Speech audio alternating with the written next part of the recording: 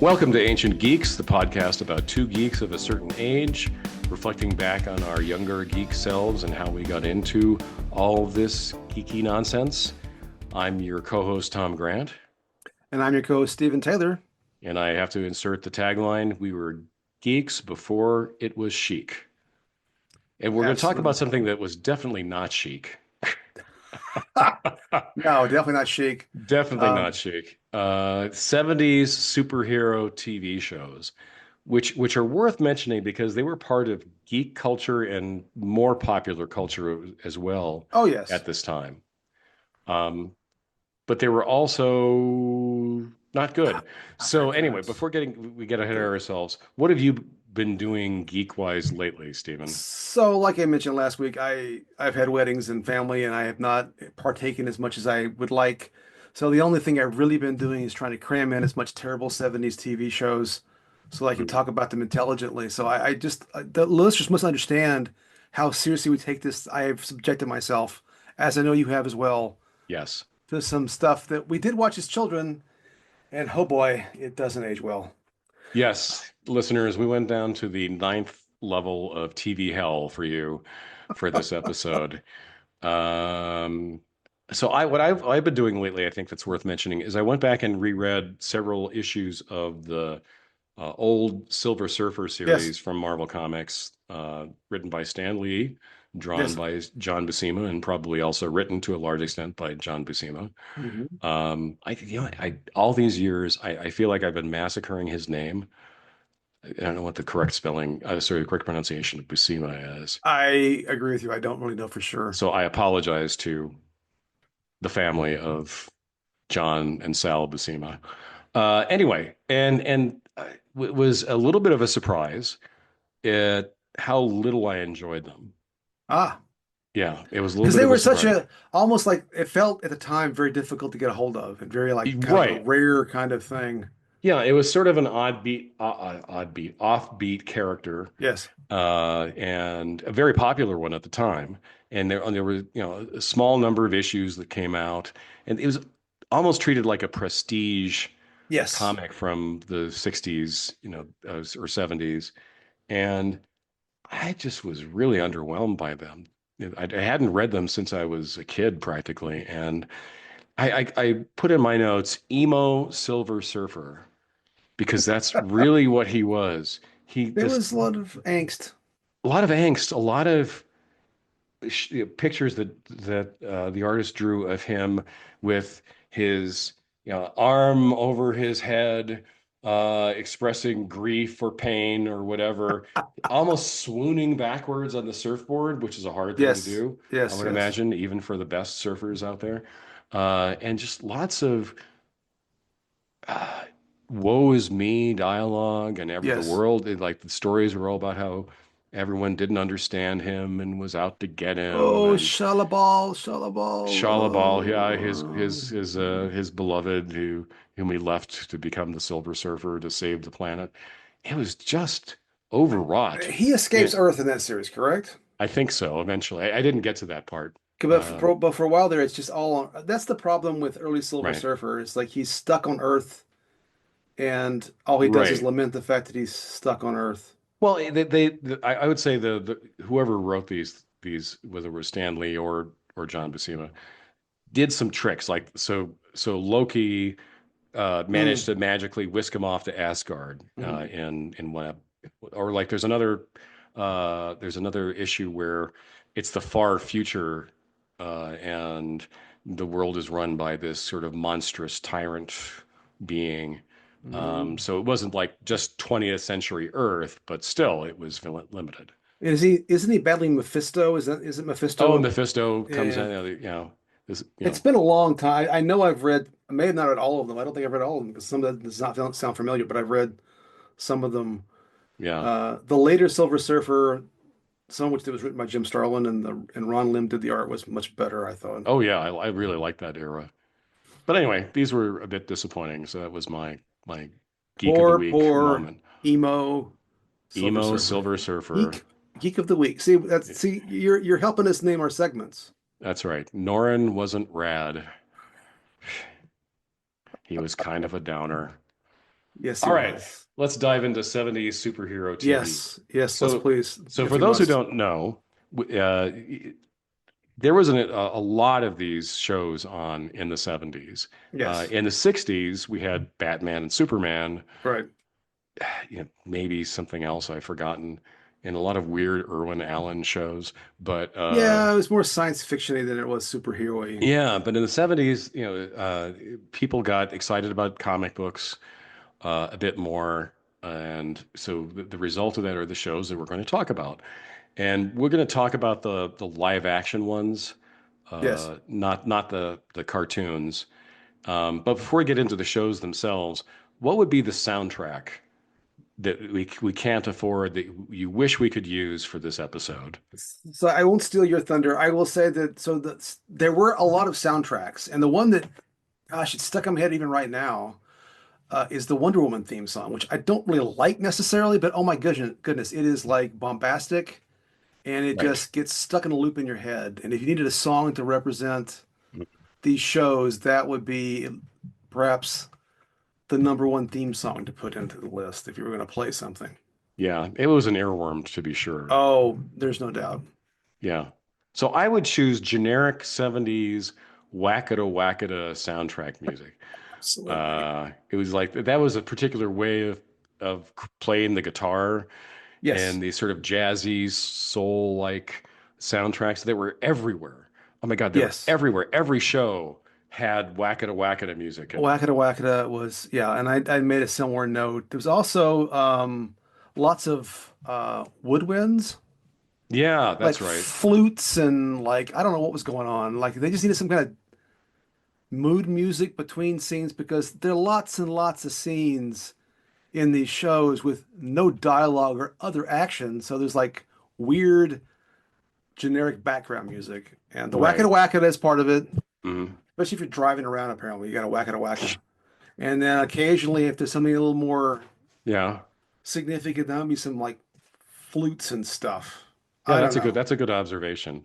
Oh my goodness. Maybe Just there was just one orchestra that did the music for every TV show from this period in this and related genres. yeah. No, I wrote down because I couldn't Wackada Wackada is the best way to say it. I put down lame horns, funky guitars. Yes, very funky. Just That's the like word I failed to use. oh my Funky. goodness, just funky. Okay. Anyway, so All right.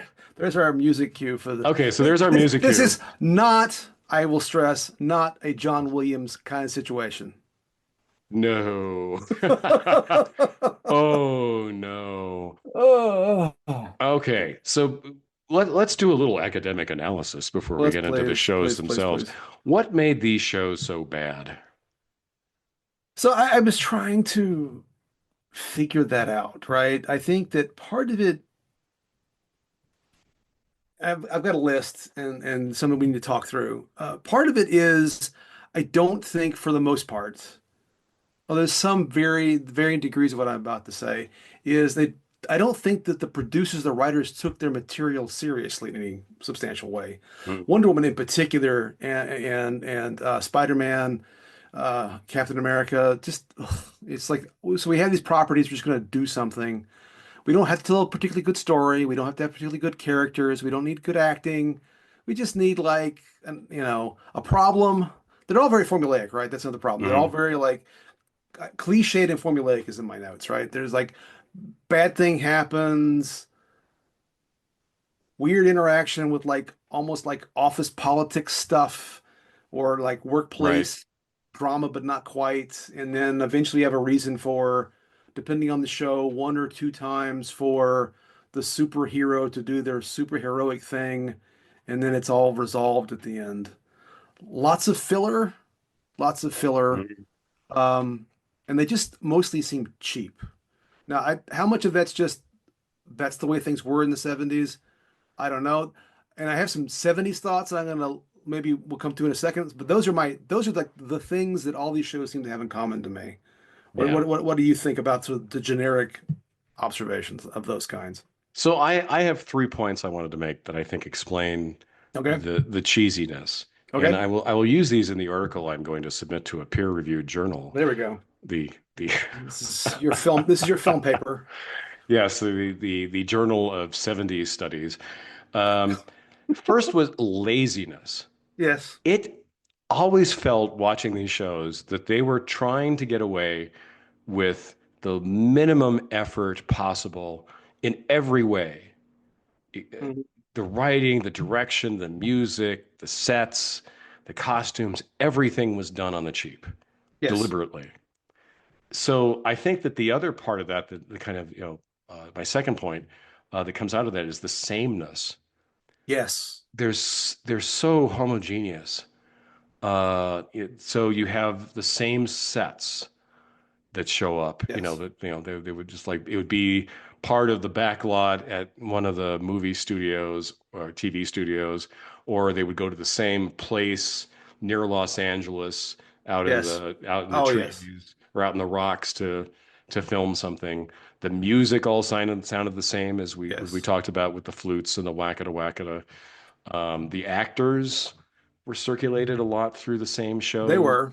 They were. Um, a lot of the and the word around the stately Grant Manor we used to use to describe these actors sometimes was TV face.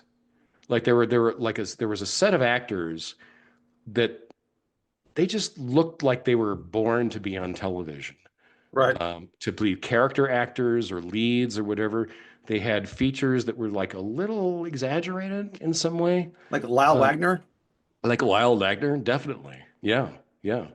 Um, anyway, it's a hard thing to convey, but if you watch enough of these shows, I think you'll understand what the phrase TV face means. Well, I mean, again, to get, and I'm no media critic, but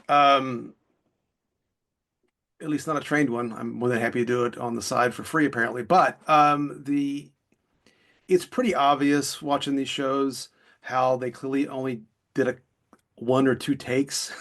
They were Yes. not. There was no. This is not Vince Gilligan making Breaking Bad. This is just No. not any of that. And it's just like we're just going to get through it. We got to get through the Right. script, and we have a finished product. It doesn't really matter if it makes a whole lot of sense. Um, which is plotting on from point A to point B. I think part of it, again, if we're going to get to the film school paper of it all, I mean, there's got to be something about the mass production nature of TV at the time that Yeah. played into this. You got three networks trying to fill, you know, what, 3 hours of program every night or whatever it is before you get to the nightly news and the Tonight Show. Um, and it is just clearly all aimed at as broad an audience as possible. So it's Right. not too challenging, not too geeky because, well, yeah, you've got the Incredible Hulk, you've got Wonder Woman, but we don't want to get too complicated beyond that. Hmm. Right. And but then I started to think, I was going to mention you mentioned California. I obviously, I grew up during this period of time. I'm living in Texas, and so I'm not quite fully keying in on the fact. But then after moving to California, and then realizing how all the TV shows really do look the same, like the Dukes of Hazzard, not to go different show. Georgia doesn't look like that. That's California. No. Little Right. House on the Prairie. That's not the Plains. That's California. California. It's all the Right. same. Um, Yeah. So anyway, let me get back to the sameness if you don't yeah, mind. yeah. No, go ahead, please, Oh, please. okay. Because I have more thoughts about the sameness. No, I got. Go ahead. Again, there were these people who were cast because they looked the most possible like what they were going to be, like villains, especially. Right. Oh yeah. Like you wouldn't get somebody who could look a little sinister under the right circumstances. Like I just watched Collateral, the movie from I think 2000, with Tom Cruise, where he plays a bad guy. And it's Right. like, oh yeah, in a certain light, Tom Cruise could look like a villain, Right. which which Michael Mann, the director, really did a good job of. But these were people who really looked like the Yes. heroes, or they really looked like the villains, Yes. including their dress. So Yes. you had Yeah. people. Turtlenecks were a thing for villains in this era Right. with sport coats, which Yes. I don't Yes. Yes. know, like how the police at the time never picked up on the fact that people who wear sport coats with turtlenecks are definitely evil. There were certain memes that were done over and over again. Evil corporations were a big deal in the Yes. 1970s. Um, the Evil light, scientists, evil scientists. evil corporations, a constant. Yeah. Yeah. The lighting and blocking Yes. were all sort of uniformly terrible in the same way. Yes. Um, and going through this list, it really struck me that what these shows do, like talk about the sameness of things, Hmm. they're really just TV cop shows of the 70s. Oh, yeah, yeah, yeah, they are. Yeah, so the TV cop shows were a big deal in the 1970s. You always had this, again, same sets, same music, same everything, but you had a gimmick, right, Hmm. for each one that was really an inch deep. So you had Kojak, Yes. who had his tagline, "Who loves you, baby?" And he had a sucker and he was Greek. Or you had Heart to Heart, it was a Yeah. couple and they had a butler and a dog, but otherwise it was the same villains all over again. It's like Yes. the heart suspects something. They must have a bad day, or some other indirect way of saying kill the hearts. Banachek, Mannix, Barnaby Jones, all these shows had the same motif you described very, very aptly. Problem of Yeah. the Yeah. week, Yeah. resolution. Yes. No, here's what something. So that raises, and this is I'm springing a question on you, so you may not be able to answer, but it occurred to me as I was preparing today. I thought about it before, but I actually looked. Part of this may not be entirely the fault of these superhero shows as much as it's the fault of 70s television in general. Because if you Yeah. stop, I stop and think about what TV from the 70s really was good. And the only I can come up with some sitcoms that stand the test of time. Mary MASH. Tyler Moore stands the test of Yeah. MASH, some of the Norman Lear stuff. Hmm. But the only shows that I can think of that I really liked that may fit in this that I would watch now if I might watch now at least and have watched some of over the years, uh, Rockford Files, which still follows this similar pattern, but James Garner is so freaking charming in that role Oh yeah. that you can then overcome some of the other stuff. And the supporting characters also were quite good. Or He's a little bit Columbo, more of same. a he's a little bit more of a likable loser in that. Like he's That's always right. coming out on the butt That's end right. of situations. And he lives in A trailer, a yeah, trailer with his with his dad dad. on the beach. That's right. In the parking lot of a restaurant. Right. And Rocky, his dad, is a good recurring character. A lot of good Rocky's recurring great. characters There are in a lot that. of good recurring characters in that Yeah. show. Angel and Dennis, and they're all those. There's some good Hmm. characters.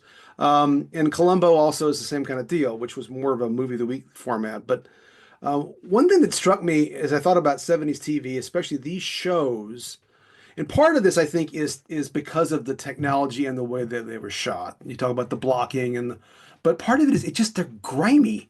And I think the Yes. 70s were kind of grimy, right? That was the era of more pollution. Yes. California, I mean, and you know better than I do. I didn't move to California until 1983. Um, but uh, I realized if you look at, say, actually, Rocker Falls is a great example because it's filmed in Los Angeles Hmm. in the late 70s, and it's before, or even things like Chips. I'm getting out of our zone here, but Right. when the freeways were all finished, even right, Hmm. because they were able to like do those dumb bike stunts on incomplete freeways. California really, there are parts of California. California is, from a natural beauty point of view, one of our most beautiful states. California is great, but the cities in California, especially the Los Angeles area, especially if you get out of like certain, it's just kind of grimy looking, right? It's Yeah, not, kind of karate looking. Absolutely. it's like a lot of strip malls and one story, just like Hmm. there's a liquor store and there's a CVS and it's just not interesting, right? It's not No. even downtown LA, which I have not been in downtown LA forever. So please, if I'm missing something, that's fine. But you know, it's not being in Chicago or Manhattan or something. It's just not the same. But especially if you're doing all these sort of side street things like you are in these shows, because they're all filming. Like I watched, we'll talk about it in a minute, but I watched an episode of The Incredible Hulk where David Banner is working at a car wash. It just looks grimy. Yes. And the color palette is not very interesting, right? Because the 70s are this era of muted. I mean, there's a lot of garish colors if you had like, orange shag carpet or whatever, but I mean, it's Hmm. really mostly muted colors, right? It's greens and browns.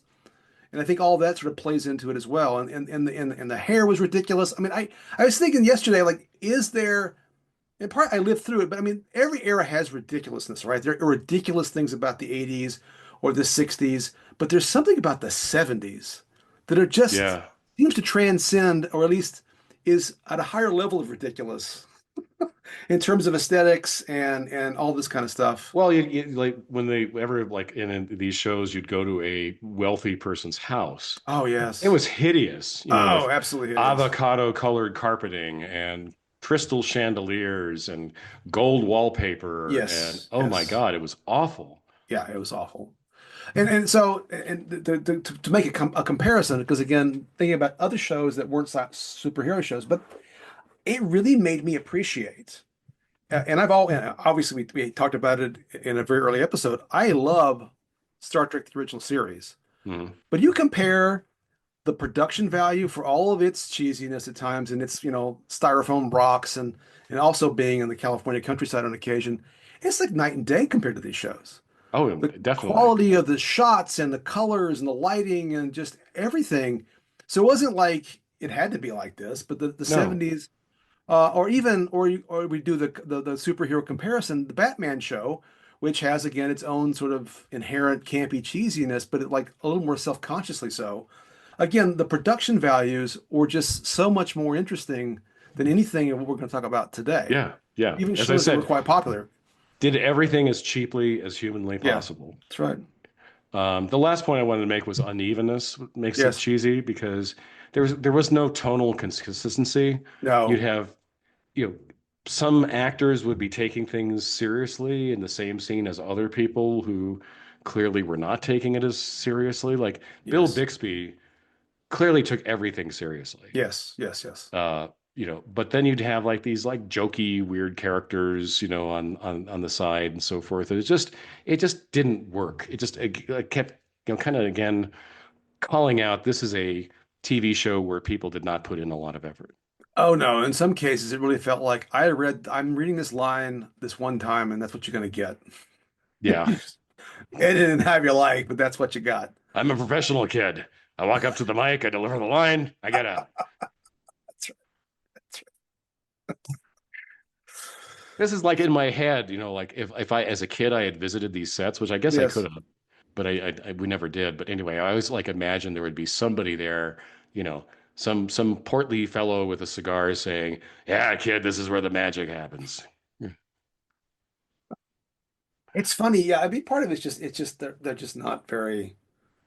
So I made the Breaking Bad reference a minute Hmm. ago, or the Vince Gilligan reference, and because on the one hand, like these shows will luxuriate, it's not even the right word, but will like show scenery or inanimate objects, but it just comes across as we need to fill 2 minutes.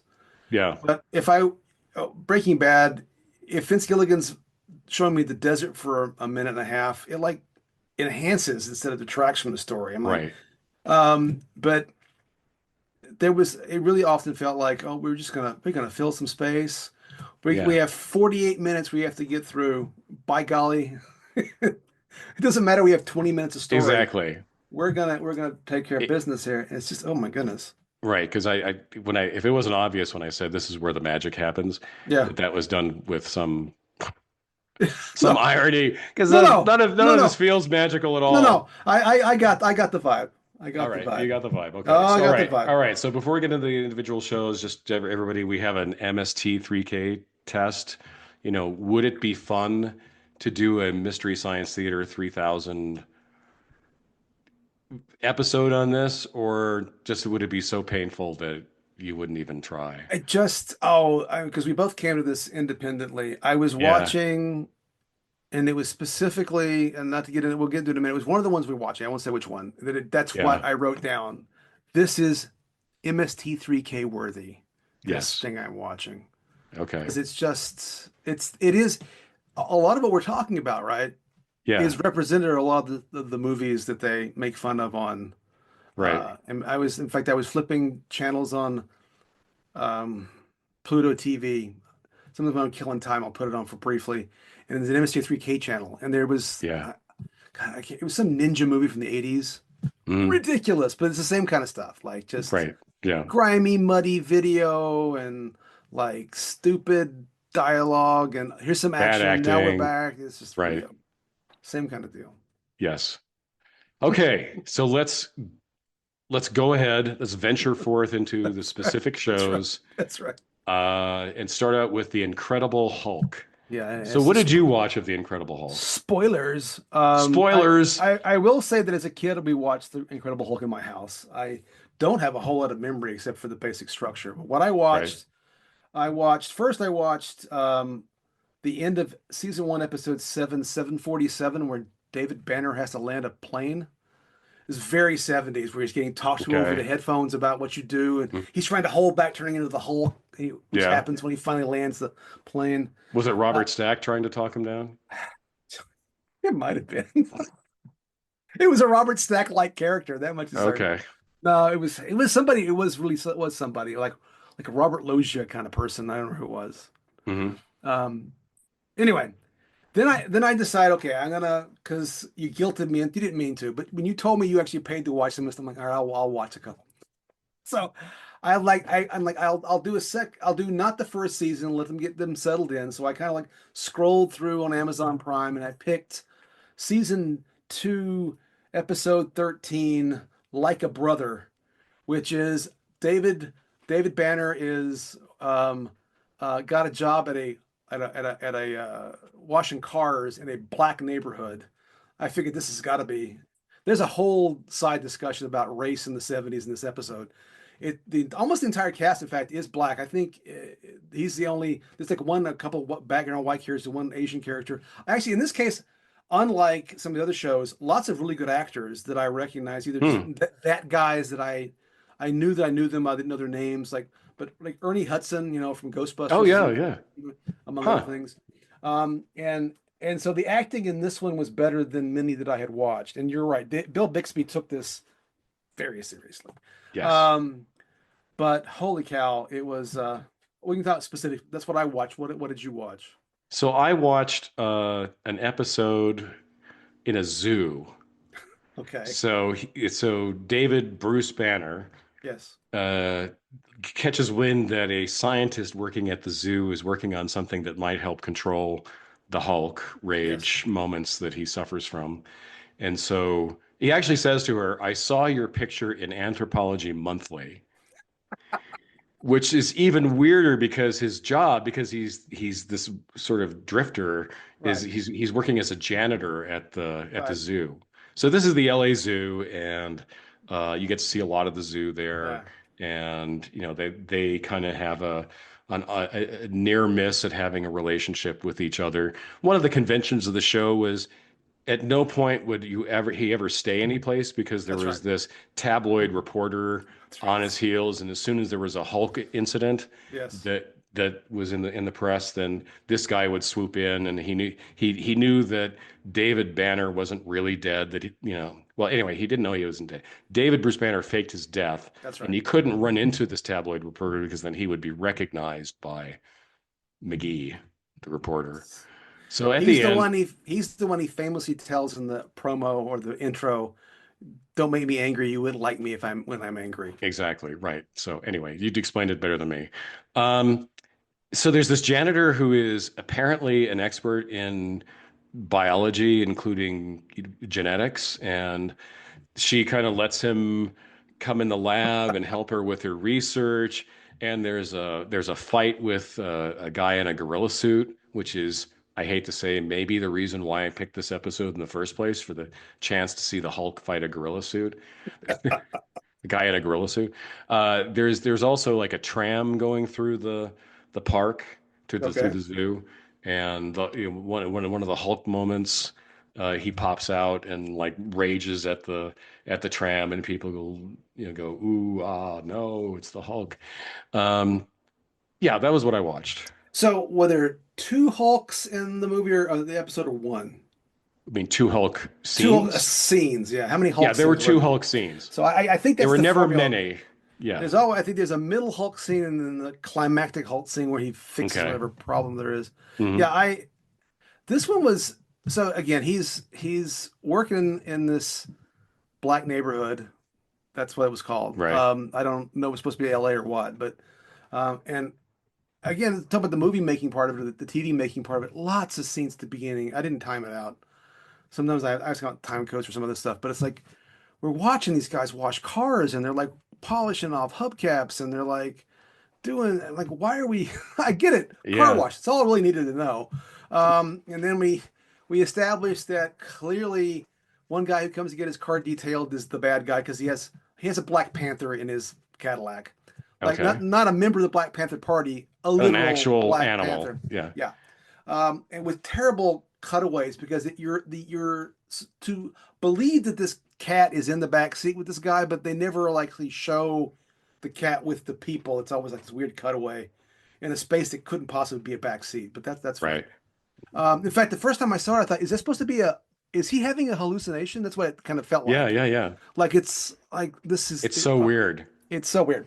I thought, did he get drugged and that's why he thinks he's seen a black cat? Oh no, it's there's a panther in there. Right. And of course, then it's this whole thing about the drug dealer and trying to corrupt this guy, this kid this teenager's trying to take care of his diabetic brother and the church and this whole thing, and it's just bizarre Yeah. and very much lots of very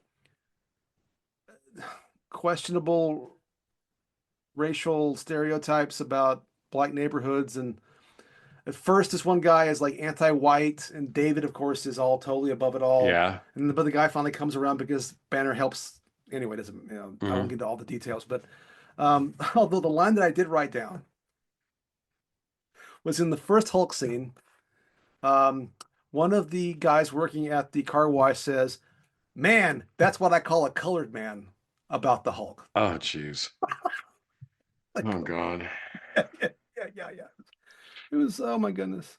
I will So say, yeah. of the shows I watched, this one had this one seemed to take it the most seriously and had the best acting that I saw. Okay.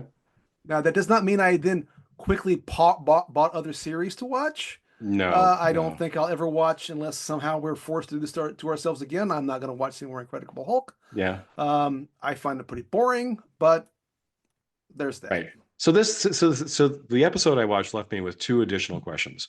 One is, what was the point of the prelude in 70s TV shows? Oh Like they would yeah. show you the a synopsis of the episode Yes. you were about to watch. Yes, that's right. This had that in it. Yeah, I don't get that. And it was very confusing. And it wasn't even like the only time it kind of worked, although I still didn't, was in Space 1999. They would do it with like the music, which Right. Ron Moore copied for BSG when he did the reboot, Hmm. which I was kind of at least artistic. But this was Okay. like just here are a bunch of scenes you're about to watch, Right. including the aforementioned Panther scene. I'm like, what is going on here? Did I start in the middle of this? Yeah, I agree with you. I don't know why they did that. Yeah. The other question I had was, how did no one ever put together the Banner Hulk Oh, connection? Like in this zoo episode, he hulks out twice. yeah. Both times he's wearing a zoo uniform. And so there is a shredded zoo uniform shirt that the Hulk is wearing, and he's running around. And of course, Bill Bixby's nowhere to be found. Like Right. that was like suspension of disbelief No, that could not possibly work on me then or now. yeah, I agree. I remember that being something that even as a kid I thought didn't make a lot of sense after a while. Yeah. And really, it's a hallmark though of TV at the time. It's one of the problems I think with TV at the time, which is nothing can change. Nothing can change episode to episode, right? We had to hit the reset button Right. every week. They were very cognizant that people didn't watch these shows in order. You couldn't really have a narrative. Right. And because people might miss an episode. So, I mean, there's probably an iteration of this show that's a little more interesting where that kind of gets figured out by somebody at some point. Right. Because that reporter, not a very good reporter, Not because very good. he should have figured it out. Um, I agree. I thought the same thing. Even watching this episode, where all it wasn't quite as obvious that it was necessarily Banner or whatever it is. He always had like if I remember it, it was always David, some B name. He never even like Right. changed his first name. David Right. Brennan or something. Or Yeah. um, Oh, I would be very remiss not to particular. mention I did and still do have a good friend, Scott. Hi, Scott, who could do a hilarious split screen Oh of yeah. himself. Like he put his hand on his nose And then like he'd do the Bill Bixby Yeah, face yeah, on one yeah, yeah. side and the Lou Ferrigno face on the other. It's Anyway, just. that was a genuine talent I Yeah. envy. I also watched the trial of the Incredible Hulk. Oh yeah, So there was a that's later TV movie right. I did not that see this. okay, so it I'm felt aware of it, but unusually like somebody was trying. Like okay, maybe not as much as they should have, maybe they were okay, constrained, but it felt like someone was trying to do a little bit more of a serious comic book movie. okay. So this introduced Daredevil, Right, the Marvel superhero in the story, and there wasn't really much of a trial. It was more about the Kingpin, who was played by John Rhys Davies, um, done very weirdly, where he always I can has imagine. like a little headset and a microphone on, and he seems obsessed with like creating these little studio moments with the Hulk and or sorry, more with Daredevil actually, Funny. and it was clearly attempting to be a pilot. The Right, Kingpin gets away at the end. Um, there's all the typical kind of nonsense that you saw from the Hulk TV show, but a little bit more Hulk, not quite as silly as fighting the guy in the gorilla suit, right. you know, or the Black Panther in the back seat. Um, it was okay. It was probably one of the more watchable things I saw. Okay. So And I finish your thought. I'm no, no, sorry. go ahead, go ahead. No, I did read about, and I remember again that was I didn't see. There's like three movies they made, I think. Right. One of which also includes Thor. I did read that whatever network had acquired the rights to the show, but did not use the same, I think, producers as the TV show, and they consciously tried to make it more Hmm. superhero-y. Okay. Um, and I did not know how well. It's interesting that you said that it was maybe better. I always look to me, I think partially because the Thor character looks ridiculous kind of to me for whatever reason, that it reminds me of that. There was that variety show with the DC heroes they made at one Yeah, point. yeah, yeah, That's kind of what I thought maybe it was like. So yeah. it's interesting that you actually liked it better than some of the TV shows. But yeah, I It was, yeah, was it wasn't great. I mean, no, no. I mean, it was cheesy in a more early 80s yeah, way, yeah, yeah, and in terms of the clothes and the way people talk and the music and so forth, but it was slightly better. yeah. Slightly. I mean, when if you watch, and partially maybe your experience. See, I watched the Hulk last, so when Okay. you compare it to some of the other stuff on this list, Oh, okay. you're like, oh yeah, the Hulk thing's pretty good compared to some of this other stuff. Oh, and we're gonna go into some bad stuff right away Oh here. yeah. Anything else about Okay. the Hulk you want to talk about? I'm all hulked out myself. How about you? I am hulked out. Okay, so let's go to the $6 Million Man, Yes. which I originally didn't remember was in the genre of superheroes, right? When I I was putting together, it was like Wonder Woman, Hulk, like, oh yeah, $6 Million Man. yeah, That and the was really Bionic Woman. effectively, and the Bionic Woman. Those were definitely superhero I shows. I will say of the shows that we're talking about, this is the one that I think I liked the most as a kid. Hmm. Um, oh, and by the way, I had to do this. He's worth $45.8 million in 2025 dollars. Oh, there you go. In case anybody was wondering. Now that's Okay. pre-tariff. Anyway, at any rate, How would you explain the $6 Million Man so the Six to? Million Dollar Man is pretty straightforward, right? It's based on a book that I never read called Cyborg, and it's about an astronaut, test pilot or astronaut who gets involved in a plane crash, and then they replace his legs, at least from the knee down, I think, or somewhere in that vicinity. One of his arms, his eye, and he has these with cybernetic implants, and he becomes the Bionic Man. And it was first a series, which I'd forgotten this part. It was a series of three TV movies that sort of formed the basis of sort of the pilot. I watched one of them. It's not very good. And I also watched the first episode. I think it was the first episode, the first like real episode, um, which was called Population Zero, about a town. A cop rolls up to this town of 23, this population 23. It's in California, somewhere in the wilderness, I guess. And the whole town's dead. It has a very actually X-Files feel to it at the very beginning. And this it's some again mad scientist industrialist who's got some weapon he's testing and he killed the town and this becomes the whole story. It was better than the pilot movie, but I do actually remember. It's one of those things you couldn't. I could. The only thing I could really conjure, and I think you're going to talk about this. I remember the Sasquatch episodes. Yeah. I but when I saw the dead people in the town, I remembered that scene. So I know I'd seen Hmm. this before. Okay. But what did you watch before we talk about the details? So I watched the Bigfoot episode. Yeah, Yeah, the first Bigfoot episode. Um, but before I get into that, it's one of I all. did watch some parts of that too, by the way. Oh, okay. So Steve Austin, Yes, Cyborg, works for an organization called OSI. yes. What was their job? It was originally OSO, Oh, really? Okay. Office of Special Operations, and then But it became but Office of Special Intelligence. I don't but know. but they I did know everything. Like they they did were in everything. advanced research, they did counter espionage. If the trash got picked up late, it seemed like they'd send Steve Austin out on a mission to find out what was going on. There was this whole trope, right? And it appears in a number of these shows, some of which we're not discussing, the ones up there in the 80s, where there's this sort of kind of governmental, kind of intel, kind of law enforcement, kind of foreign policy organization. I'm thinking about of course, the Knight Foundation from Michael Knight and Knight Right. Rider, but they're private. Whatever it was that I can't remember his name now. The guy with the white suit and the white eye patch and Airwolf, the firm. He worked for the firm or something. Yeah, or Charlie and Charlie's Yeah, that's Angels. a great Yeah. example. There were always there are all these tropes that just run through all this stuff. It's like, again, the bad guys are all very similar. They're like crazy industrialists or some wacky scientist who's got some weird plan. Um, yeah, I watched part of one because I remember as a kid. Then what I did remember as a kid, where there were some robots that they were attacking Steve Austin because I think they Yeah. used the same.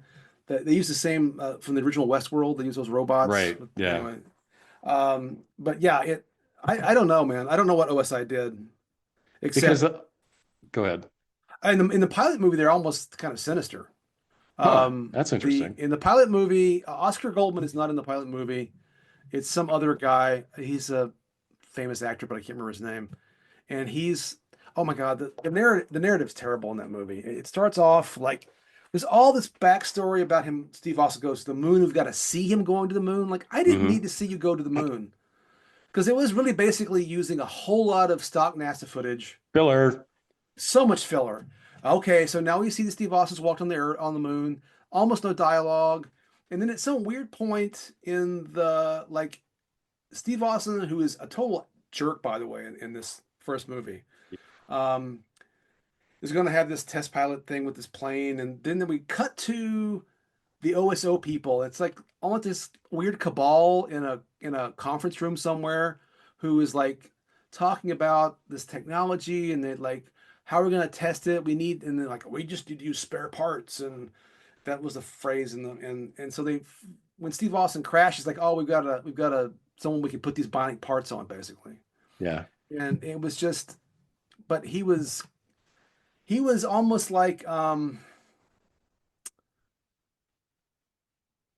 kind of like take your a stereotypical like war on terror. I'll do what I have to do, no matter Right. who it hurts to save America kind of guy. That's what he was. He was a Cold Warrior, obviously, Right. in the early 1970s. But it was that whole thing. And then the funny thing is the movie's an hour and a half, right? It kind of felt like much longer. Um, and the actual action is like the last 15 minutes of the movie where he goes to rescue. This also makes no sense. There was a rich Arab from Israel who was kidnapped by I think the Saudis, but I'm not positive. Who then the Israelis won't rescue him because he's an Arab, but they actually want him back. So they go to the OSO to get, and they send Steve Austin into the desert to rescue this guy.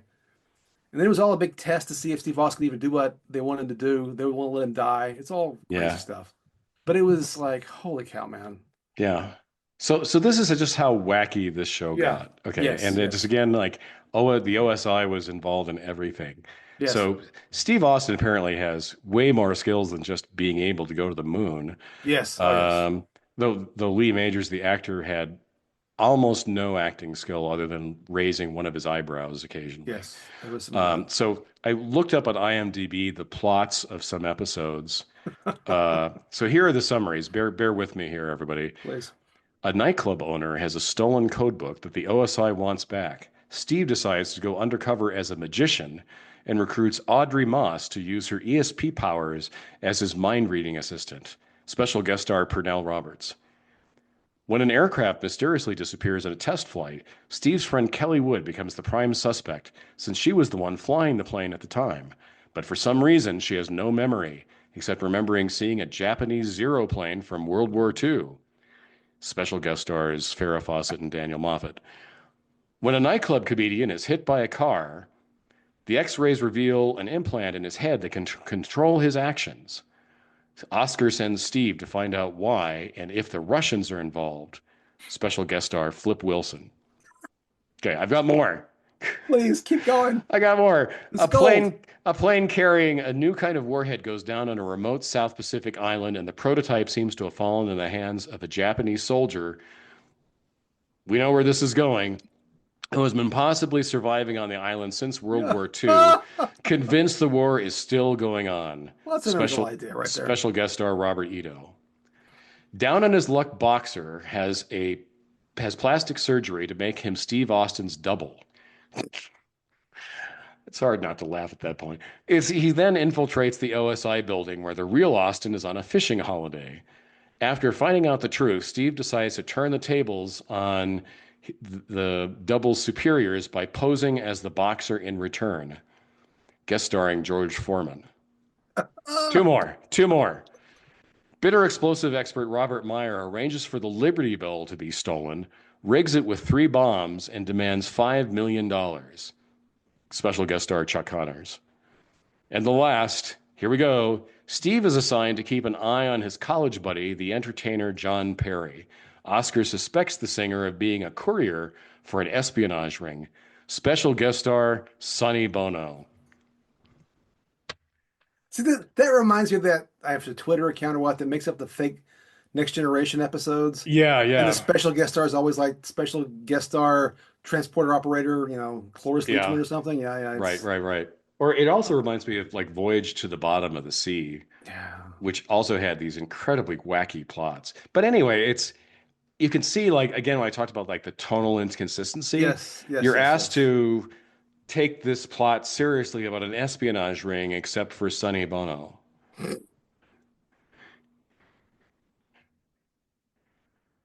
Yeah. Well, back then, who would have known he would have been elected to Congress? Who knew?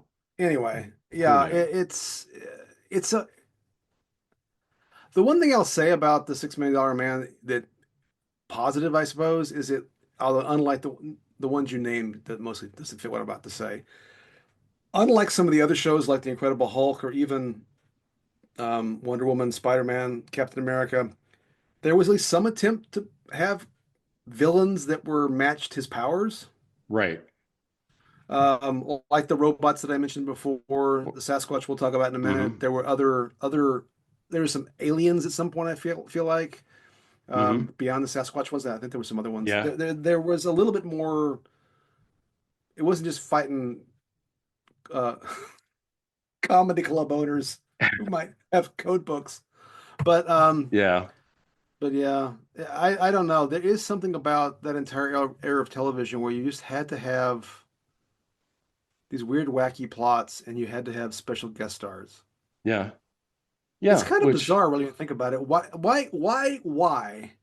If you watch this show, well, no, more accurately, if you did not watch this show, yeah. why would Flip Wilson being on the episode be an enticement? No, it's almost like Flip Wilson's agent came to them and said, you could build around an episode around Flip Wilson. But it does harken back to this time, right? When you really did look at the TV guide or whatever was in your newspaper, and you Hmm. could read these silly summaries of the shows. Yeah. and like figure out what we're all going to watch right now. Yeah. Oh, look, Sonny Bono's going to be on the $6 Million Man. I love Sonny Bono and Sarah, Sonny and Cher. Let's watch that. Yeah. It's Maybe the just, it's, Hudson brothers will show up too. that's, Ah. it's how do we, again, the 70s are just something wrong with the 70s, man. I'm telling you. Yeah, and that's definitely true in the Bigfoot episode. So it's such a segue to Mm, that. So the Bigfoot episodes, probably the most famous yes, episodes of the series.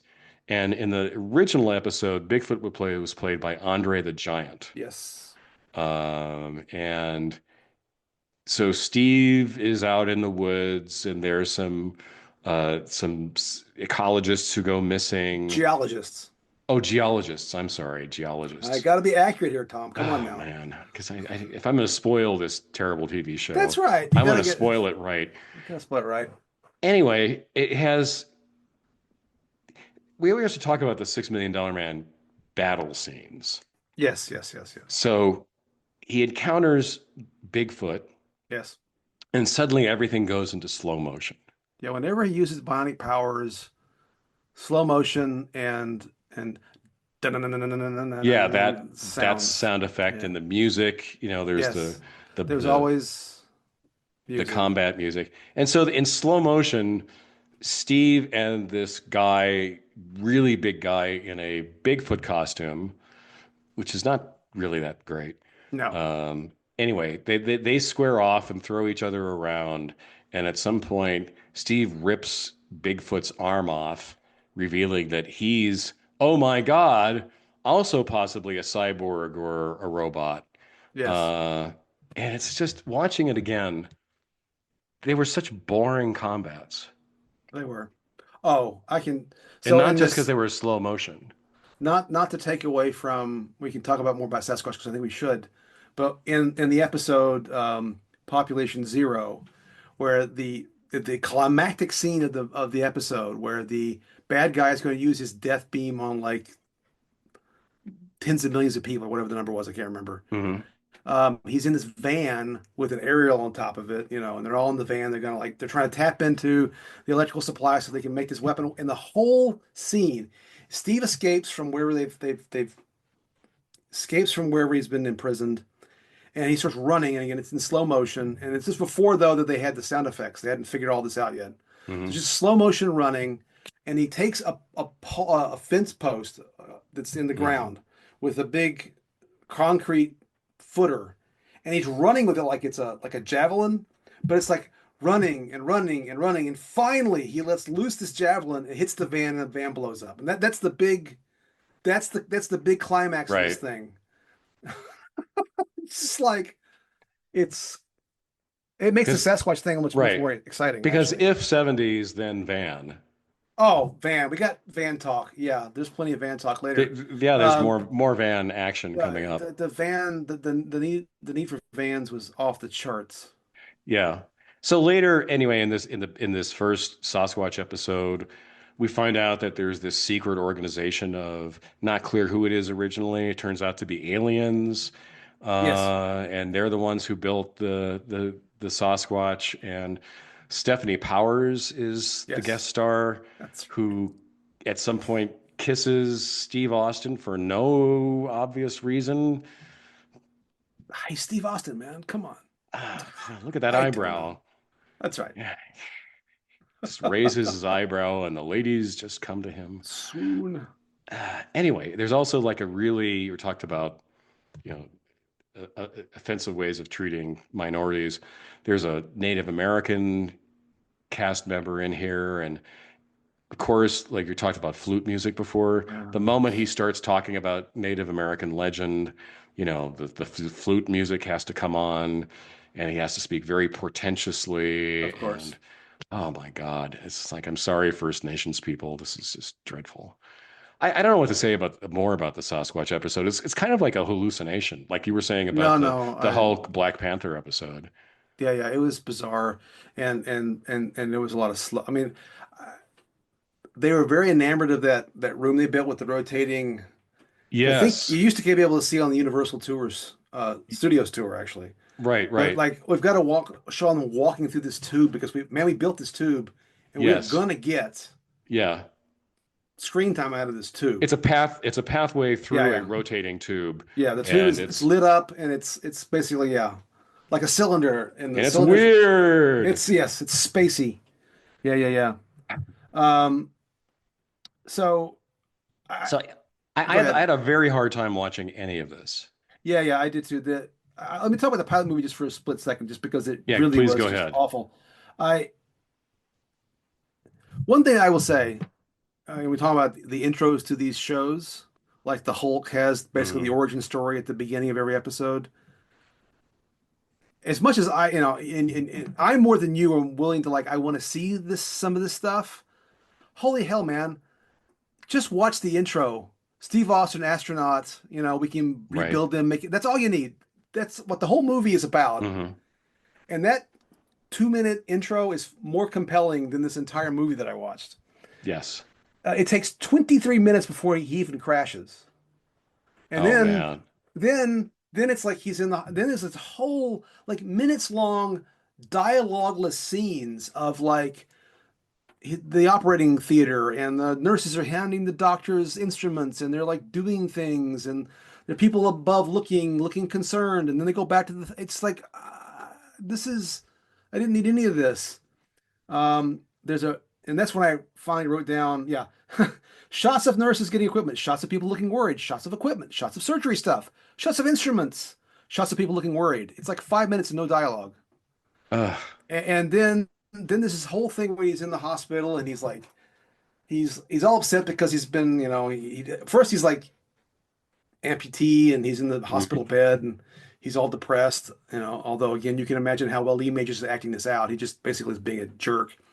And Yeah. there's like this nurse who keeps staring at him like it's so sad.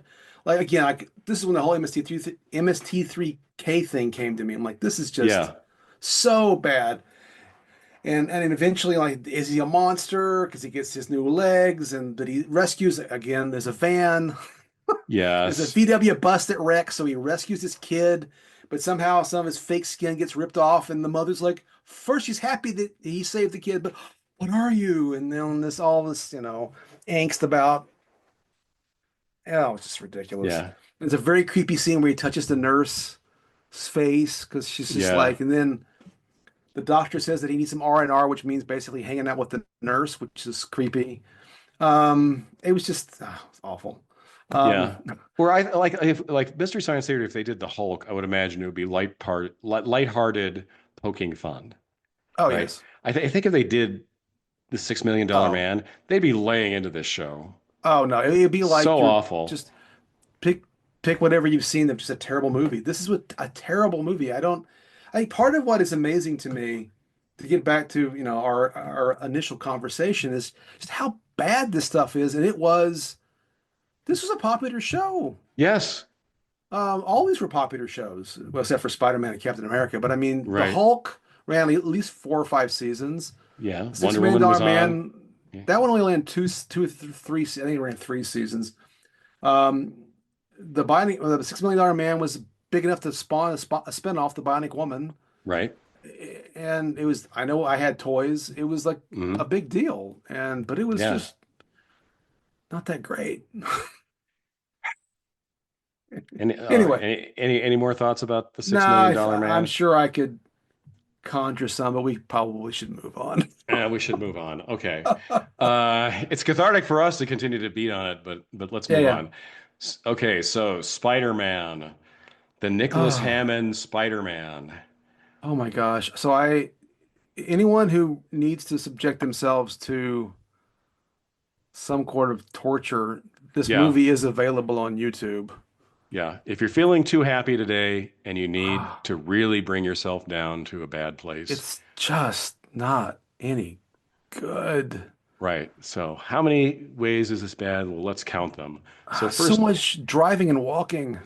yes. So first of all, it's an incredibly uninteresting Yes. actor Yes. and an incredibly uninteresting origin. Yes. Oh, Uh, yes.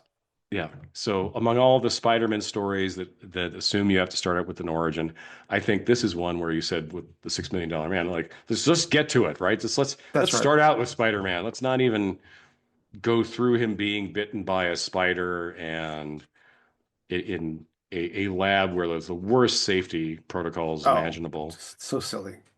Yeah. Yeah.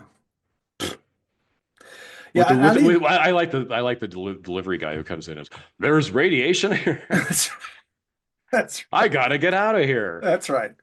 No, it's one of those where I'm like, why do we even have to redo the origin story in this particular No, case? it's not. I kind of get it with the Hulk that staging an explosion might be expensive, Right. but like you just could have had him bit by a radioactive spider on a field trip and that'd have been fine. Again, it Yeah. could have been just in the intro. It didn't have to be part of the story. Yeah. And Um, there's no Uncle Ben. no, Yeah. There is an Aunt May but who she's lame. you know, she just comes out in a muumuu at one point and Peter, That's theater's right. on or something random. It's just That's right. she could also not be there at all. No, they live in this weird house. Um, and then J. Jonah Jameson is played by Larry Tate from Bewitched. Yes.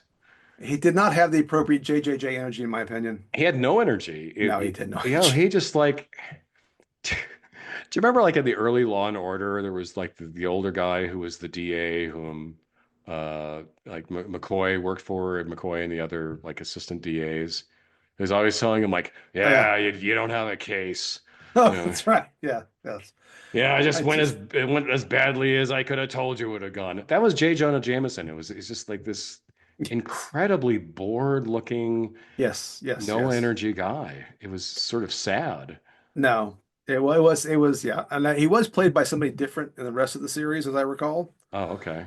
But I don't know that it made a difference. But oh boy, Yeah. And then again, the actor who plays Spider-Man, Peter Parker, bland, very bland. very bland person with just, again, much TV face, just like huge jaw.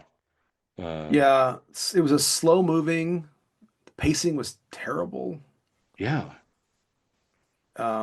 Just And, ugh. so Spider-Man's first opponent is this evil corporation. Yes, yes, So their modus operandi is to put people through basically sort of like a self-help seminar, that's right. but then they play this sort of hypnotic music and they have flashing lights and so forth, and they turn these average upstanding citizens into instruments of their crimes.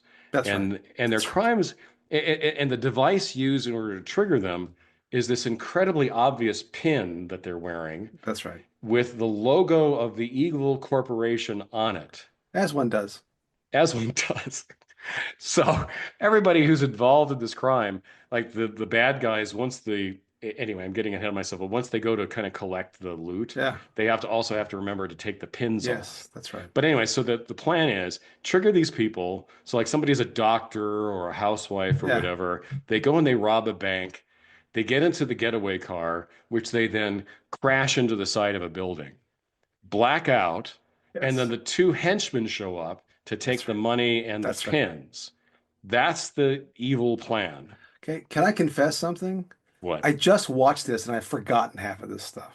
Oh, it's terrible. It's worth to It's get it. just, Your brain was doing yourself a that's just favor. like, oh my goodness. Yeah. Because it starts off with there's a doctor, right, who walks Yeah. out on his patient, and then an attorney that Yeah. walks out of the courtroom and they go rob a bank. Together. And then they're together. And then there's a threat they're gonna like, yeah, they're gonna do more mind control. It was just, oh, it was awful. Yeah. Now, So granted, I did start scrubbing through the movie, but there's a whole yeah. subplot with a girlfriend I really paid no attention to. Right. And you know, this is a time when self-help was really big. There was Yes, Est and yes, other yeah. movements like that. But anyway, um, the other actors are also pretty terrible. You know, Um, the best Uncle Leo from Seinfeld's in there. I Uh, know. Well, and, he's and one of my these guys who's like cast to yeah, really look like a villain. yes. Now Yeah, my favorite was I don't remember what part he played, but he was maybe was Korax from Trouble with Tribbles. exactly. Michael And also Pataki. Michael Pataki, who also was in that side hacking movie that they did a great job of Mhm. lampooning on MST3K. So that was the most excited I got in this entire thing was that guy. Right. The special effects for Spider-Man were pretty terrible. You're awful. a lot of like superimposition onto a building of him Yes. crawling around, or they found in Los Angeles one of the few buildings that looked like it might have been in New York, Right. and they Right. used that a lot, Yes. for Spider-Man scenes, where he's swinging or climbing or There's whatever. one scene where he clearly is being lifted up by something, but he's trying to act like he's climbing. Right, yes. It's like, oh, jeez. It's just, yeah, it's bad. Yeah, so it's as you said, your brain kind of wants to defend itself against this movie by getting you out of the room, forgetting what you saw. It is for me, it's It's easily the most terrible of what we watched. the Captain America may be worse, but it was bad. It was Which I bad. only watched clips of that, but whew, Yeah. no, it Surpr was no surprise this did not go anywhere as a TV show. no. It had like two like very brief seasons. Like for the time, it was unusual to have like less than 10 episodes, but I don't Right. know. It's probably like a summer replacement series kind of thing. Right. And because it was a cheaply made show, Yes. they didn't have a supervillain. They just had some evil No. evil pop No. psychologist.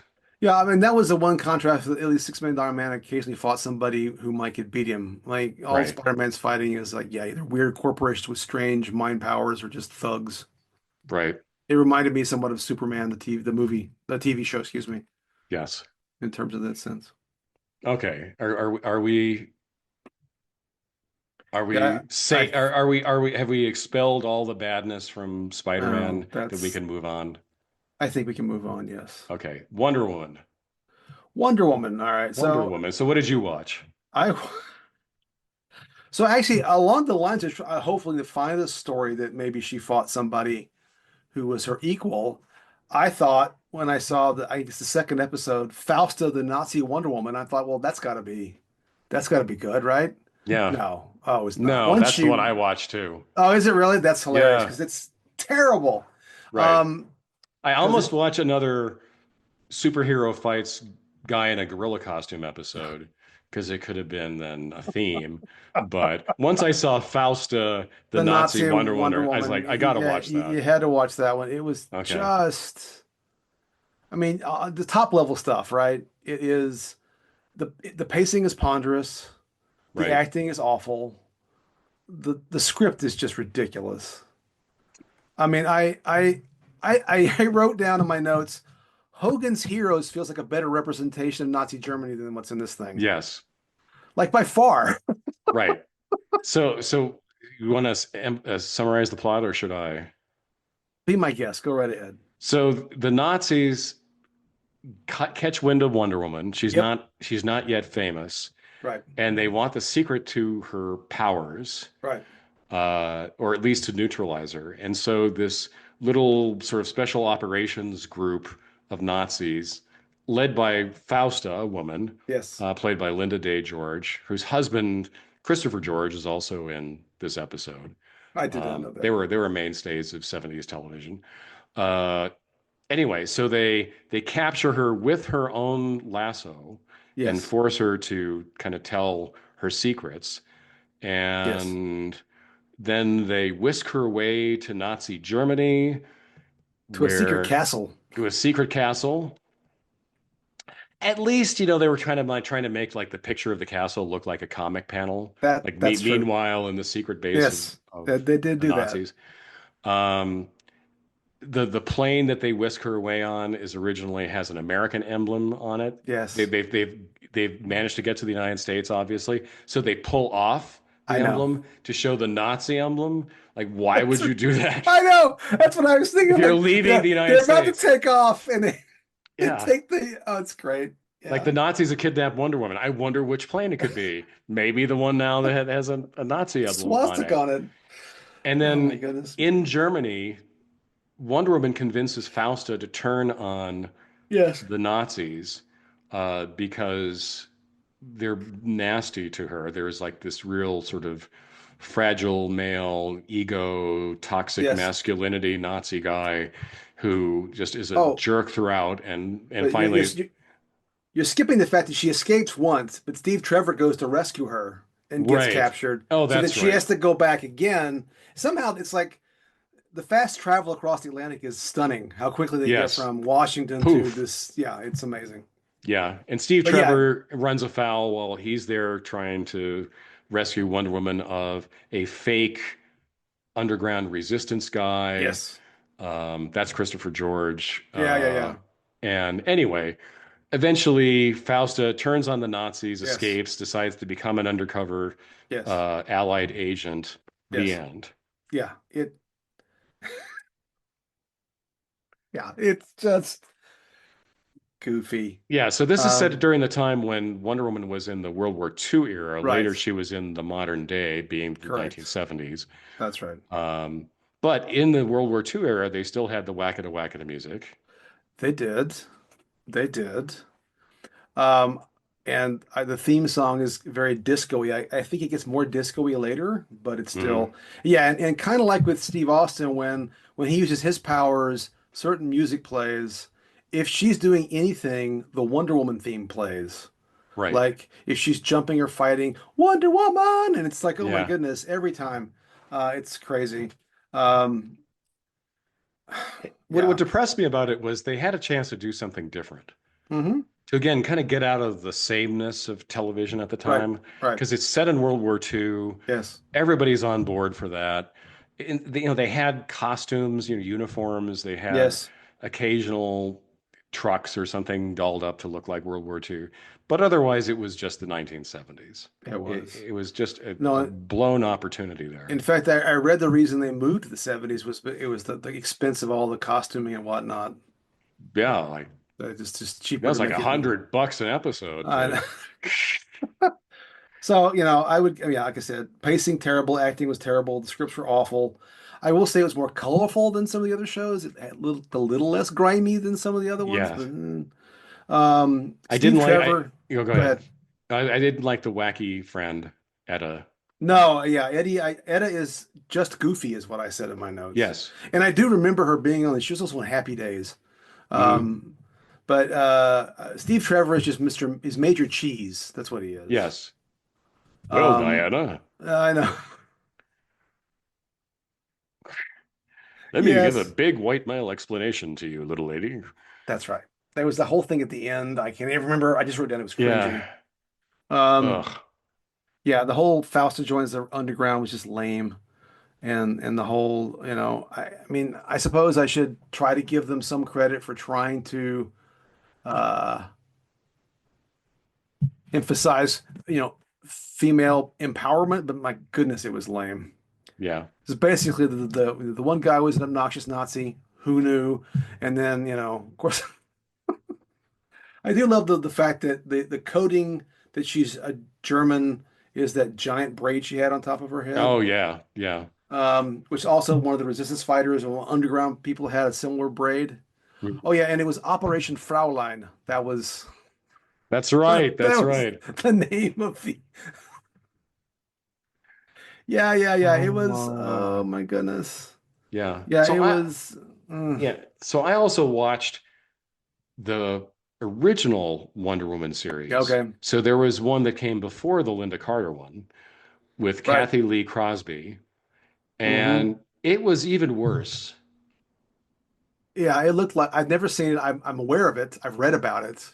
Right. So Um, the villains were Andrew Prine, who was an actor who played villains consistently throughout the 1970s in TV, and Ricardo Montalban. mm, And boy, did this show get weird. So if you want like the most 70s intro to one of these shows, it's this one where I like the first scene I saw of it was uh, Diana Prince in a very dark restaurant, very 1970s motif, leather mhm. back seats and ashtrays, and you know, kind of holding a drink in her hand and so forth, the ice cubes clinking, and then she gets involved in some sort of very weird crime, kind of investigating this, in which the central actor in it is, I kid you not, a donkey. Like I started to skip around a little bit, but I was always ready to stop for the donkey scenes. So Andrew Prine and Ricardo Montalban are doing something with this donkey and scientists, and he has transmitters on him, and he's wandering around. And at one point, there's a death trap that Kathy Lee Crosby gets in because the donkey is there, and there's all this like rainbow colored glop falling from the walls. The donkey is later then airlifted in one scene by helicopter. Um, there's more donkey with Ricardo Montalban when he reveals himself as the villain. It's hallucinogenic, man. It's so Was, weird. was this Gus, the field goal kicking donkey? No, if only. It's just this poor donkey. I feel bad for the donkey I being I put I through all this. I know that her costume it's not the same as the comic book, and it always reminds me of Battle of the Network Stars. Yeah, it's kind of between like when Wonder Woman in the 60s was wearing a Yes, white pantsuit yes, and the actual Wonder Woman costume. yeah, that's right. It's crazy. But Ricardo Montalban is incredibly creepy in this. He's always just perving over Wonder Woman in this pilot. It's supposed to be oozing charm, but it just comes off as Yeah, creepy, leering, just yeah, ugh. but see, that's the vibe I got in this $6 Million Man pilot movie, where they're trying to imply some kind of romantic attraction between the nurse in particular and Steve Austin, but it just Yeah, comes across as a sex object or just like women are there to it's just I gross. know. I know. And in fact, Um, like at the end when he's being taken away in a car, he is, kind of looking through the window saying, "I love you, Wonder Woman." Oh God. Oh. Anyway, the other thing worth mentioning is that Wonder Woman apparently carries a lighter in her costume. That's another well, thing that it's I it's found good to out. know. That's incredibly 70s. Yes. Oh, All yes. right. I think we need to move on. I think we do. I will say that I do also remember as a kid the Wonder Girl episodes. And the only reason that's worth mentioning is Deborah Winger, who is a serious actress, played Wonder Girl. Yeah. And one time, sometime in the 90s, early 2000s, she was on Late Night with David Letterman, or The Late Show with David Letterman at Mm. that point. And he brought this up, and at first she acted all incensed, and then at one point she popped up and took her clothes, and she had the Wonder Girl outfit fit on her, ran Oh, how around. It fun. was great. It's because at first it was like, "How dare you bring up this ridiculous thing that I did?" And then she was all in costume. Anyway, for Anyway, those of you that need to look for her on YouTube, uh, after you watch the Spider-Man movie, you got to wash something out of your brain. yeah, there you go. All right. All right, Captain America. So yeah, I chickened out and only watched clips. The acting was horrendous. The action was terrible. The costume is ridiculous with that stupid helmet. Hmm. I really It's a felt like really a motorcycle. It's a really a it's a motorcycle motorcycle outfit helmet. with Yeah, like satiny yeah, yeah.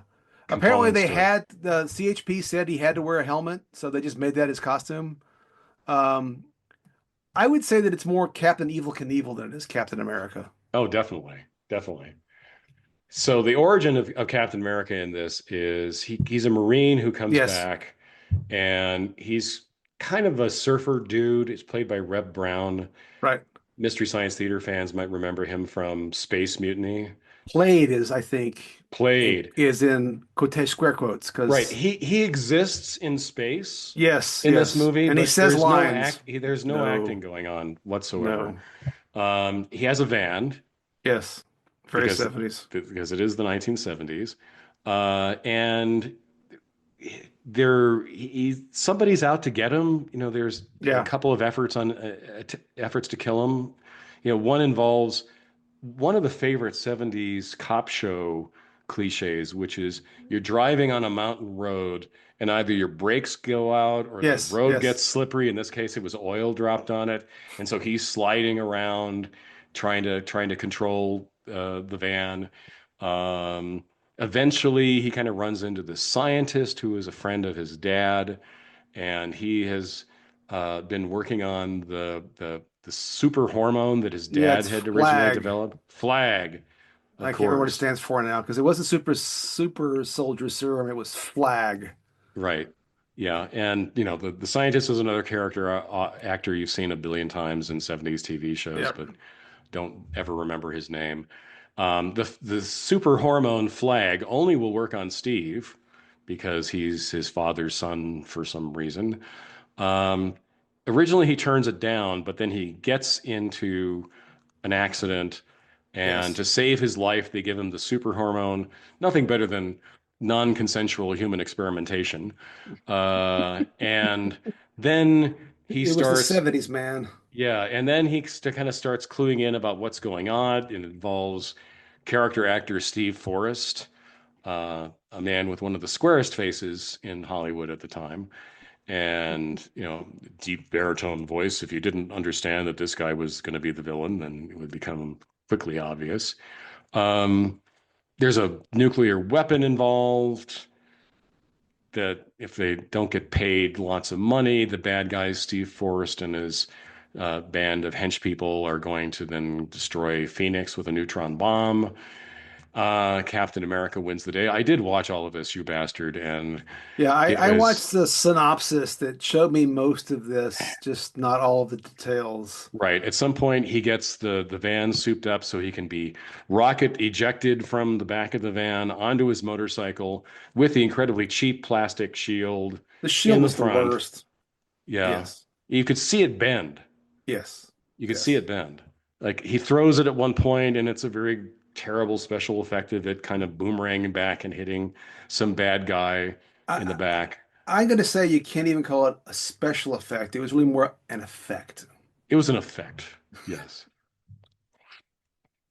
Nothing special about it. There was nothing special about. So Captain Yeah, America it on was, a dirt bike with a plastic shield, yes, really only useful for keeping bugs off his face pretty much. because it's mounted in the front.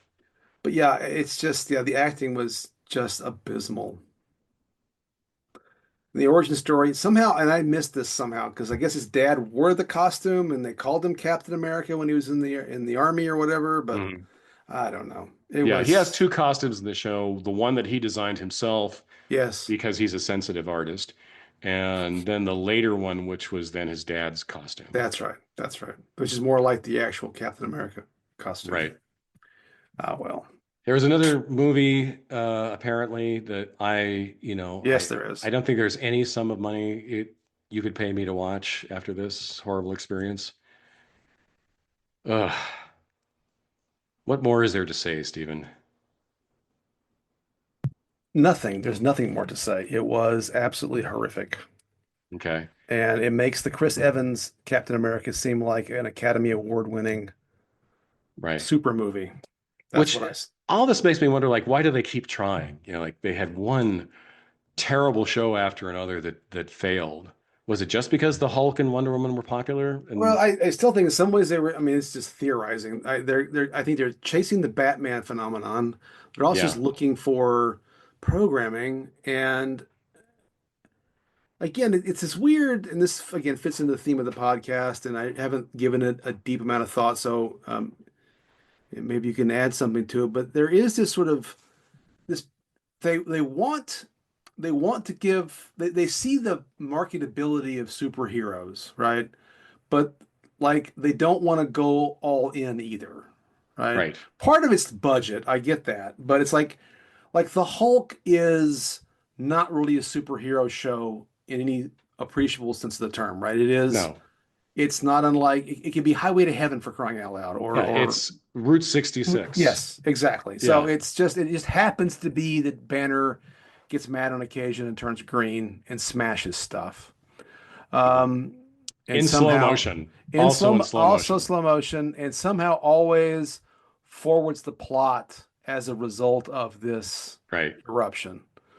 Um, And again, everyone just kind of says, "Oh, that's rampaging weird. monster. That's Yeah, weird. I wonder where David is." that's right. Um, or Wonder Woman at least was fighting Nazis in the first episode. And I guess there was aliens in one episode. I don't know. Again, I just sort of skimmed through the titles and tried to refresh my memory. But a lot of it really is, as you said a minute ago, they're like cop shows with some special, Yeah, element to them. some shtick. Some shtick. Shtick's a good word. So Hmm. it was so on the one hand, a recognition by studios that yes, there's a market for this more fantastical fiction. but we only are going to go so far with it. Yeah. We're not actually going to make a real superhero TV show. Because then I saw an interview with the guy that made the Incredible Hulk, and his comp was really more, this is a Jekyll and Hyde story than it is, which I know is the inspiration to some degree of the character, but it really Right. was much more about that than it was about anything else. Um, I mean, the Hulk himself is actually kind of boring, really, in the TV show. Yeah. Yeah. It And, just, and there wasn't there much, just as you said, a no, couple of scripted times when you would have him bust out, but that was yeah, it. that was it. All And right. otherwise, it was Banner solving the problem. Anyway, what else we got? We got one more, and that's the Doctor Strange pilot that went nowhere. Yeah, I could not find you saw it when it originally aired, correct? Yes, and actually had it on VHS. See, I never saw it. I only knew it existed, I think, a few years ago. Right. I'll just say that I was struck by what I saw, at least the hair, which is all consistent through all of these shows. My God, the Right. hair. Right. Oh, the humanity of the hair. And then the I just reeks of 70s mysticism. Right. Yeah. But what do you remember Yes. about it? Well, okay, so the guy who plays Doctor Strange is another incredibly bland actor. Yes. With this time, he has a mustache. That's his distinguishing characteristic. Lee Majors had an eyebrow. Peter Hooton had a mustache. Um, there's again sort of a version of the origin story Yeah. of the superhero in it. In this case, they don't have an ancient one. They just have some British guy played by John Mills named Yes. Lindmer. Um, they have a Clea character in it who's sort of the damsel in distress Mhm. in this pilot, played by another person, decent enough actress, Mhm. but not great. The standout, as I remember, was Jessica Walter, who played the villain in Oh it. yes, Morgana Le Uh, Fay. yeah, Morgan Le Fay, and also, of course, played the mom in Arrested Development. And Yes. I remember her originally being the crazed, obsessed fan of Clint Eastwood, a DJ and play Misty Oh Fey. yeah, I forgot about that. That's right. Yeah, yeah. Yeah, but she was the only person who seemed to be having any fun, That's putting any true. effort into it. So anyway, so there's a plot where she tries to seduce Doctor Strange, and that doesn't go anywhere, and things go badly for her. It's eminently forgettable. There's again no story to speak of here. Another very slow effort to kind of put together the origin. It takes no effort at all other than a trippy special effect of Stephen Strange flying through some sort of rainbow colored tunnel that kind of is part of his mystic awakening and so forth. Eventually becomes Sorcerer Supreme at the end. It's just dumb. I mean, I remembered it. I watched a couple of people's reviews of it to refresh my memory of it. I have no desire to go back and see the whole thing. It was just I just remember it being dreadful at the time. Yeah, yeah. No, no, it's like the parts that I could find, all clips, not good. Yeah. Not Okay. good. And So it those, also made me wonder why they constantly change these origin stories. Because he's a psychologist in this one or a psychiatrist. I can't remember yeah, which he's a one, but psychiatrist. Yeah. And and Clea kind of becomes his patient because she yeah. wigs out because she's getting bad effects from exposure to magic or whatever. I don't know.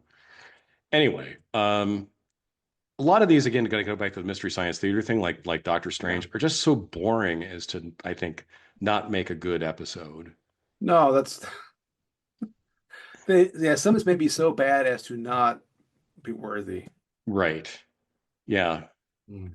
Yeah, there was like one episode of Mystery Science Theater where they're wandering around. It's one of the Hercules movies. Like people are just kind of wandering around for long periods of time, and just like one of the robots is saying, "Joel, is this ever going to end? Please tell me it's going to end. I'm getting a little That's right. panicked here." Yes. Anyway, that I Yes. think that would be the experience with Doctor Strange. Captain America might be a little more fun, having seen it. That might work as a It's Mystery just Science yeah. Theater You episode, could but like I said, you could definitely do the Binding Man or the $6 Million Man's pilot movie, but yeah. it's oof. All right. So what's the verdict? What was the best of these that you watched? So I mean, the best. I mean, as I sort of said at the beginning, was the Hulk seemed at least they tried harder a little bit, Yeah. but it's still not great. Yeah, Bill Bixby was a little better actor, Yeah, I think. of the leads in all these shows, he's clearly the best actor. Yeah. And Um, I think the trial of the Incredible Hulk again was um at least watchable, kind of, hmm. but also not, not very well paced. But anyway, I would say that's the best. What was the worst for you? I think Captain America may be the worst. Yeah. I thought Spider-Man Spider-Man's was the pretty worst. bad. It's pretty bad.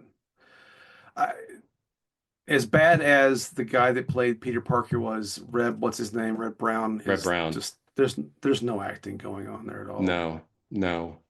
Yeah, you could have put a plank of It's wood in yeah, it a was Captain oof. America costume. So I mean at least he had the van, I guess. But I mean as a kid, Okay. I know I watched it. The motorcycle blasting out of the back of the van, Yeah, it's not bad, I guess. right. If you're like 8 or whatever how old I would have been at the time, but Right. jeez. Yeah. Yeah, You would have made a toy that was amusing for a half an hour. sure. Yeah, the van that shot Captain America out the back. Yeah, the so Steve Austin rescues someone from a van. Captain America had a van. Steve Austin blew up a van at one point. Something we didn't talk about was the Shazam Saturday morning live action thing Oh, where they right. go Yeah, around a yeah. Winnebago everywhere. Yeah.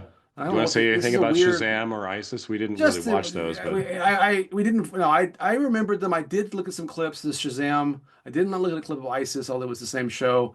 And I also looked at because it just sticks in my head. There used to be these live action Sid and Marty Krofft shows like mhm. Dr. Shrinker, but one of them was Electro Woman and Dyna Girl, and it's a quite clearly trying to like duplicate the Batman and Robin dynamic from the TV show.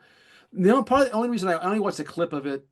The funny thing was like as dumb as those things were, and it's clearly low quality, poorly written, just aimed at a little 10-minute thing for Mhm. kids. It's like it wasn't radically worse than say the Wonder Woman thing that I watched. That's what I was kind of looking Yeah. for. Like what's like it's all just in the same kind of morass of not great. And it was shorter, Yeah, and it was right? shorter. And Yeah, so they didn't. there was less car washes and like people driving around. Yeah. Yeah, so much driving around. Okay, what merch did you have from any of these shows? So the only thing that I had was I had a Steve Austin. Hmm. I had it was about, I don't know, 12-inch. I don't know how big it was, 10, 12 inches, a large action figure doll. It Hmm. had like, you could look through the back of his head for his telescopic vision, and it had like little inserts. You could roll back his skin and pull a little square computer thing out of his arm. Yeah, I had that. I don't think I had anything else that related to any of these shows. How about yourself? I had nothing. Yeah, you would have been a little too old, I think, for this I stuff. think a little too old, but also I just had no interest. Because I didn't really enjoy these shows at the time. I watched them once in a while, but Yeah. yeah, The Bionic Man, I mean I watched I I feel like the Hulk was on Sundays for some reason. I don't know why if that's true or not. And after maybe the football, that would be my watch the Hulk. yeah, But and I remember we did watch the Bionic Man and Wonder Woman. We watched both of those. yeah, And my sister had a Bionic Woman doll.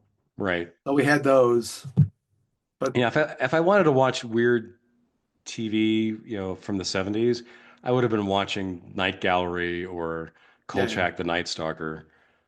This stuff, even though I was a comic fan, just did not hold my attention. Was there any merch you wish you had? At the time I would have wanted a Sasquatch. Yeah. I would have wanted one of the Hulk's ripped shirts, preferably from the Zoo episode now that I've watched that. Or the monkey costume. The monkey. That's right. So before we wrap up, I want to say something. I don't want to sound too condescending about the character actors Right. because in fact, I think these are people who are trying, to make a living and occasionally would try to do their best. You mentioned Len Lesser. He was on my list. I had three Hmm. people who were character actors. who always like did the job, like came Right, in and right. did the job. Joseph Ruskin was one who was a guy who again kind of looked villainous. He had sort of like pockmarked cheeks and balding and had an interesting voice. He was a good voice actor at the Okay. time. And then also Clyde Kusatsu, a Japanese American actor who would show up in these shows quite a lot. Mm. Again, there were these people who were on there, men and women, all the time, doing the job assigned to them. Wasn't their fault that these shows were so terrible, but Oh yeah. thank you for doing the job. They're like I said, the actors, and I didn't write all the names down. They're people that I recognize but didn't know their names. The only one that Ernie Hudson I knew. There were several very good actors, or that did many things afterwards. In that Hulk episode, in the Fausta, the Nazi Wonder Woman episode Yeah. that we watched, the little bald guy, Oh yeah. and I forget his name. He was Sam's landlord in Cheers for a while, Oh, okay. among other things. But Yeah. he would crop up, and he was actually, I think, a fairly decent actor.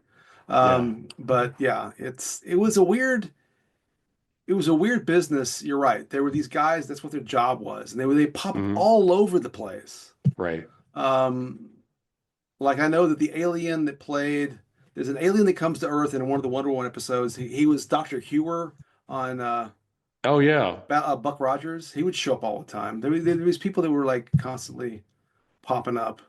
Hmm. It was like a Yeah. stable of them. Yeah. But yeah, All right. Is there one of these shows you would least like to have a nightmare about tonight? that's a great question. Oh, I think I would least like to have a nightmare about Spider-Man. Yeah, I'm there too. Oh my goodness. Okay. All At right, least Captain listeners. America has a bike, but yeah, At least that gets shot out of the back of the van. that's right. Maybe that'd be a bad nightmare by being repeatedly shot out of the back of the That's van. right. That's right.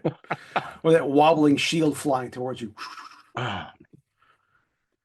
All right, listeners, you've heard our catharsis here. Hope this was fun for you too. Take care.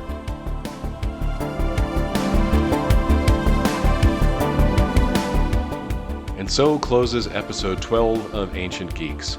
Thanks for listening. You can find us on the podcast platform of your choice, Apple Podcasts, Spotify, you name it. Please subscribe and please leave a review.